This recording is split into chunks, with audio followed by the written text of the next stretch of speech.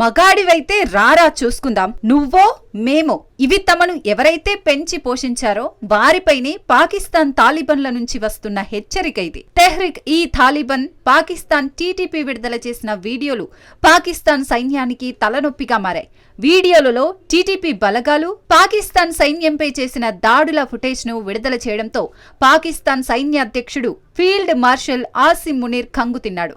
అంతేకాదు, నేరుగా army chief ను బెదిరించేలా వీడియో కలకలం రేపింది.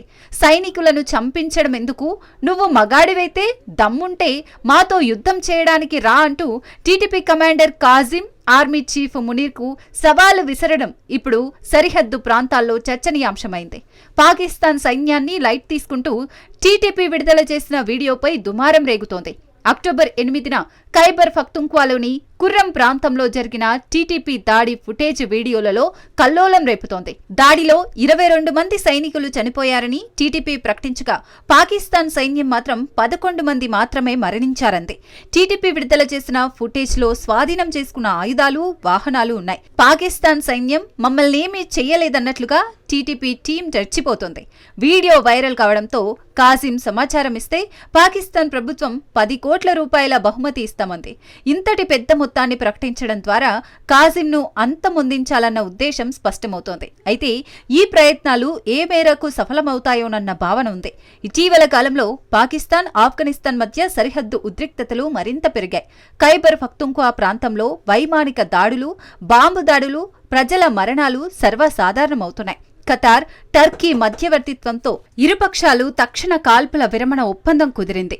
ఆఫ్ఘన్ భూభాగంలో కార్యకలాపాలు సాగిస్తున్న టీటీపీపై కఠిన చర్యలు తీసుకోవడంలో ఆఫ్ఘనిస్తాన్ తాలిబాన్ సర్కారు వెనుకంజ వేస్తుండటంతో ఈ ఒప్పందంపై అనుమానాలు వ్యక్తమవుతున్నాయి.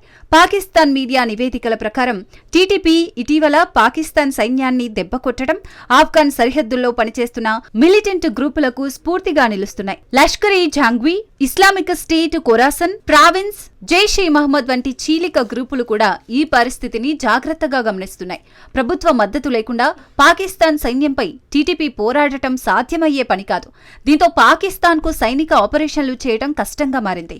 కేపీకే ఏరియాలో తిరుగుబాటు నియంత్రణకు వ్యూహం లేకపోవటం, అక్కడ ప్రభుత్వ యంత్రాంగాలు పనిచేయకపోవటం, ప్రజల్లో సైనిక న్యాయకత్వంపై నమ్మకం లేకపోవటం పాక్ ఆర్మీకి దాడులను నియంత్రించడం కష్టమవుతోంది.